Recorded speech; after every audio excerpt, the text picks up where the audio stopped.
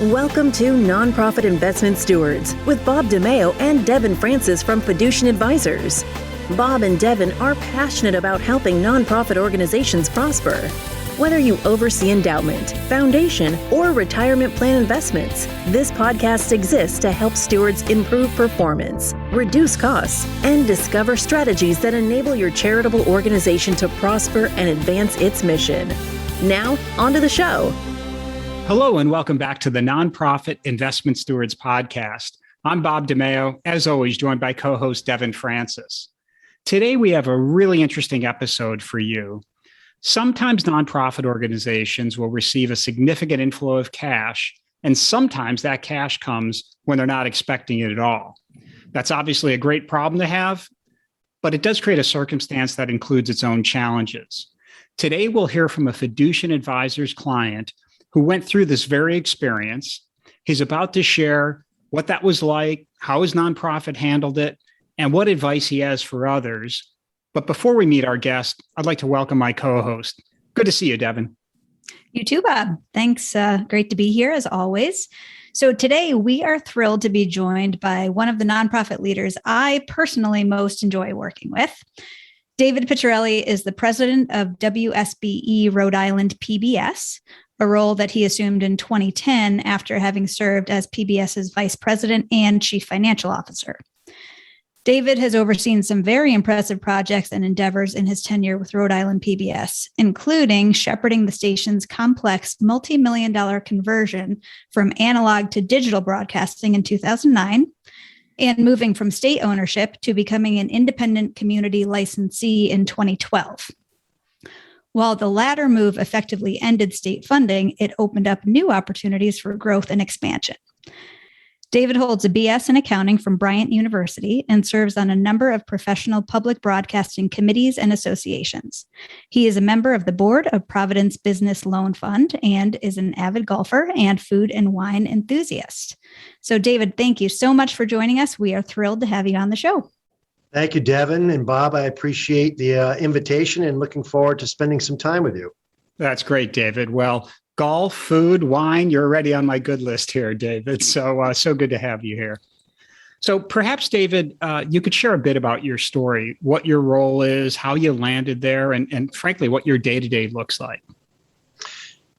Okay, let's try and keep it brief. I started here in 1998 as the chief financial officer, and for a period of time, I was active in that role, had an interim stint as the president and CEO upon a retirement of the woman that hired me in 98. Took over in 2010 as the president and CEO, and now I'm the president of the Rhode Island PBS Foundation, which is the license holder of WSBE after the transfer from the Rhode Island Public Telecommunications Authority, State of Rhode Island, to the Rhode Island PBS Foundation. So what does a day in the life of David Piccerelli look like from a professional perspective? Well, it's a mixture of both administrative as well as fundraising responsibilities that I have. We have 86 full and part-time combined employees here that do a myriad of different duties, whether it be from production, whether it be the actual scheduling of content that we have on the air for our broadcast, the engineering department. And it's clearly a large part of what we do is in the development area or in the fundraising activities, with several different lines there, from membership to corporate sponsorships to events. So it's kind of a mixed bag of both, being an administrative person and running an organization, as well as fulfilling my fundraising duties in the community as well. Excellent.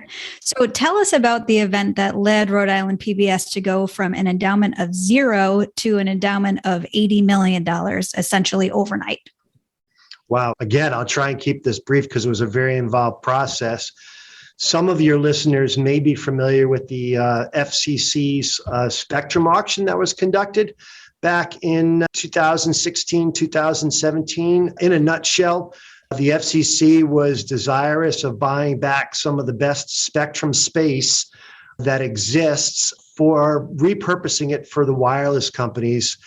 As our demands as consumers have increased with our cell phones and our iPads and other wireless devices, And in particular, what we do on those devices, whether it be the traditional download of music to the more so demands of actually doing video on demand and streaming over those devices. So some of the best space for stability for broadcast of audio and video was the spectrum space that the television broadcasters occupied. And in doing so, what the FCC did was they consolidated the broadcasters down to a tighter area in that spectrum space, and then repurposed that space that they acquired back from the broadcasters out to the wireless companies. The way they did this is they did it through a series of rounds of a reverse auction and then forward auction. Reverse auction with the broadcasters, in which they showed you the greatest price that you could possibly get for your spectrum space. And then with each round that went by, that price was declining a little bit until they reached an equilibrium where there was no interference among the broadcast stations in the marketplace anymore for a reassigned spectrum location. They then went and on a forward side and went to the interested wireless companies to make sure that they would get the amount of money that they needed from the wireless companies to satisfy what they had just committed to the broadcasters. This went on for, I think, 4 or 5 rounds, if I remember. And at the end of the day, we were successful in competing in the auction and ended up with a pile of money in our laps, literally overnight in our bank account that we now had to do something with. So, David, what was the first step you took when you knew the money was coming in? So the board got together and tried to figure out exactly what we would do. The board decided that the Finance and Investments Committee would, or really at the time it was the Finance Committee because we didn't have any investments, that they would sit down and shepherd the process through. And it was suggested that by one of the board members, that we hire an advisor to assist us with an RFP process to select ultimately a financial advisor to work with us on putting that money to work for our future. So that's how you came to Fiducient. We know that you did work with a search consultant. Did you consider issuing an RFP and doing that search for an investment consultant on your own? And if so, why might the committee have dismissed that idea? We did. And, ultimately, at the end of the day, the board was 18-person board at the time. And I have a friend, you have a friend, they have a friend. We all have friends that do this. So I think specifically investment advisory work. So I think to make the process more transparent, it was in our best interests to hire a third-party consultant to assist us in picking the best financial advisor for us to move forward with. So David, can you describe what that RFP and interview process looked like? So it was essentially a two-pronged process. All of our quote-unquote friends, as well as some other selected individuals, firms, were invited to a pre-RFP questionnaire process. During that process, our consultant was able to call out who he felt would be the most serious ones and that would bring the best qualifications to the table to actually put together a proposal for us to review. After that, the proposals were submitted and we essentially picked 5 firms to present to us. And then from there, we obviously selected Fiducient at the end of the day as being the best fitted and best versed to assist us with our investment needs going forward. David, myself and Devin and our colleagues, we obviously serve hundreds of nonprofits, collectively endowments, foundations, and such. But many of us, we sit on the other side, your side of the table. For example, I'm vice chair of the investment committee at Catholic Charities in Chicago. And I know fit becomes a really important criterion as you're working through this process. But what were some of the qualities or considerations that were most important to your committee as you searched for an investment consulting firm? I would have to say probably one of the greatest ones was just the independence that the advisory firms had as it related to investments that were going on, that there was a pretty strong corporate veil between advisory services and any investing activities that would go on within the organization as well. So, David, having not had an investment committee in place prior to receiving these funds, how did you go about assembling one? What were some of the things that you thought about? So we were very fortunate that our finance committee was made up of several individuals that had quite a bit of investment experience themselves. Our treasurer, our former treasurer, is the assistant treasurer for CVS Health. So is quite familiar with investment activities, as she does a lot of investing on her own for CVS on a daily basis. And several of the other finance committee members all had some extensive either personal investment experience or investment experience with their companies that they worked for as well. So it's fairly easy to have a committee that was understanding of what was needed for the organization, as well as what to decipher from the prospective bidders, so that we would be working with the best group going forward as we made our decision. And one of the things that we try to do with this podcast is to share advice and practical guidance with other leaders of nonprofit organizations. So now that you have the benefit of hindsight, having gone through the process of assembling an investment committee from the ground up, what do you think are some of the most important considerations that you might share with other nonprofit leaders regarding building a successful investment committee or putting governance structures in place to ensure success into the future? I think the overall governance structure of your board is the most important thing. We've been through, we're constantly reviewing the governance charter and just our duties and responsibilities with the board, particularly since we're sitting on a large investment portfolio. It really magnifies your fiduciary responsibility all the more. So that being said, what we do is we make sure that we're looking at our candidates' qualifications for board members, and that we are picking candidates that fill the holes that we have across the entire spectrum of experience on our board. And one of those, obviously, is clearly making sure that we have a sound finance and investments committee membership that covers us both from the investments perspective, but from the audit perspective as well, and just a good general accounting background, so that the overall governance of and fiduciary responsibility of the board is met. So, David, this is helpful. Essentially, you've taken us through tens of millions of dollars land in your nonprofit's lap, if you will.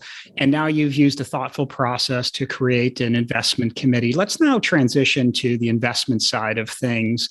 And we're curious what some of the considerations are that you and the investment committee took into account when it came to putting the money to work overall. And then maybe first off, we talk about market timing, transitioning from cash actually to the investment strategy.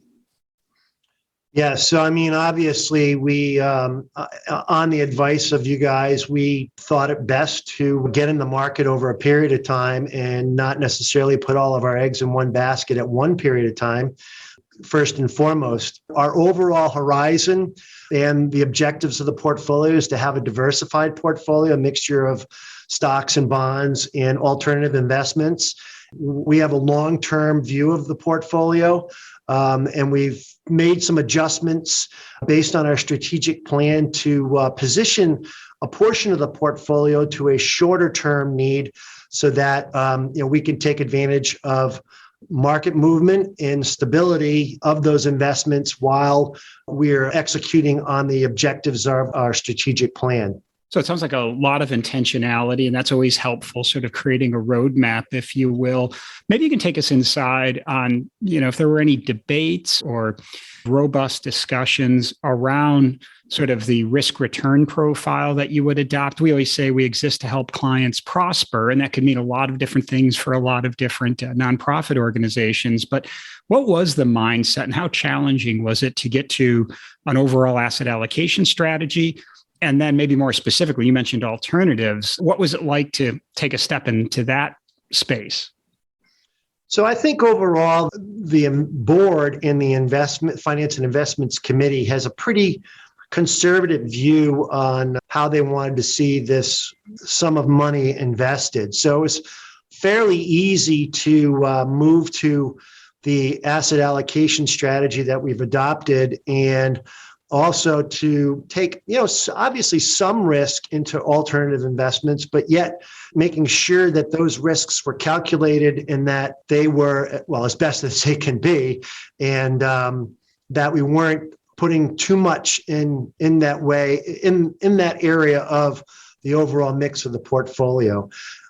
Our treasurer at the time was very instrumental in guiding us through this with her experience and knowledge that she has. Help us talk through any questions that any of the committee members would have had, or any of the board members would have had also, in a clear and concise way, to make sure that at the end of the day, everybody was all on the same page.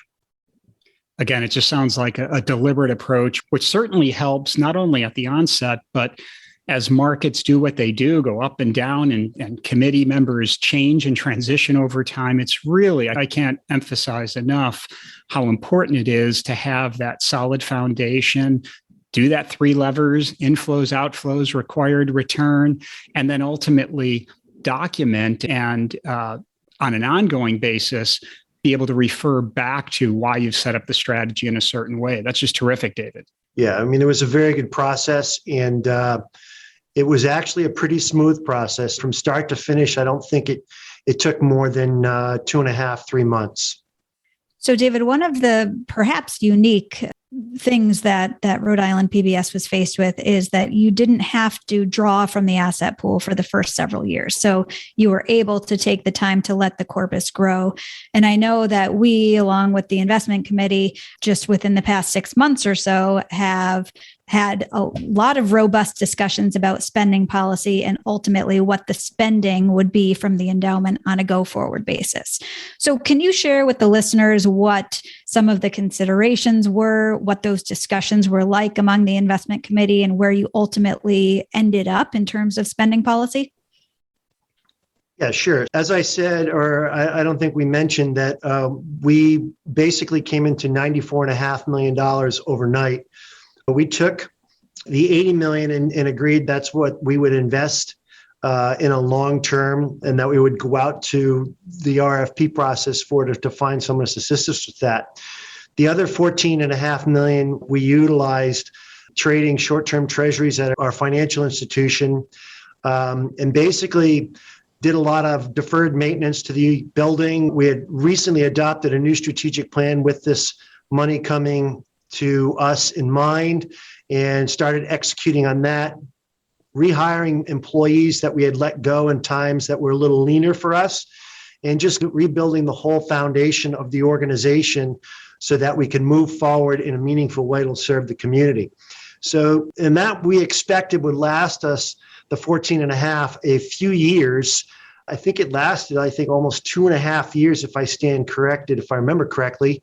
And obviously that did give us the opportunity to put that $80 million to work without touching any of it.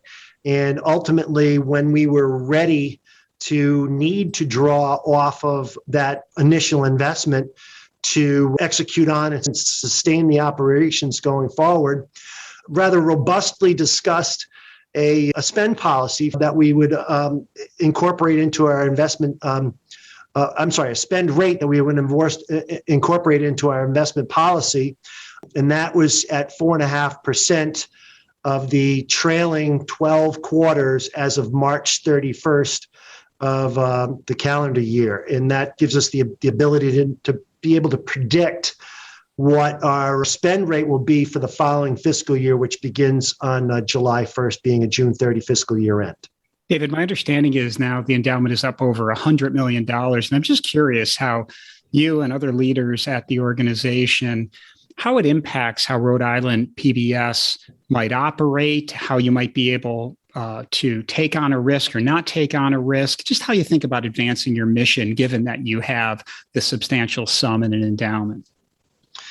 So we've concluded just a year ago, a little more than a year ago, a revised strategic plan, which is available on our website, ripbs.org, for those interested in seeing it, that is rather aggressive. And instead of timing it into a period of 3, 4, 5 years, we're now terming it as a strategic roadmap for the way that we're going to operate the organization going forward. Albeit there will be some tweaks as we go forward for adjustments for what we've learned and what we feel that we need to be responsive with in terms of delivering other services to the community.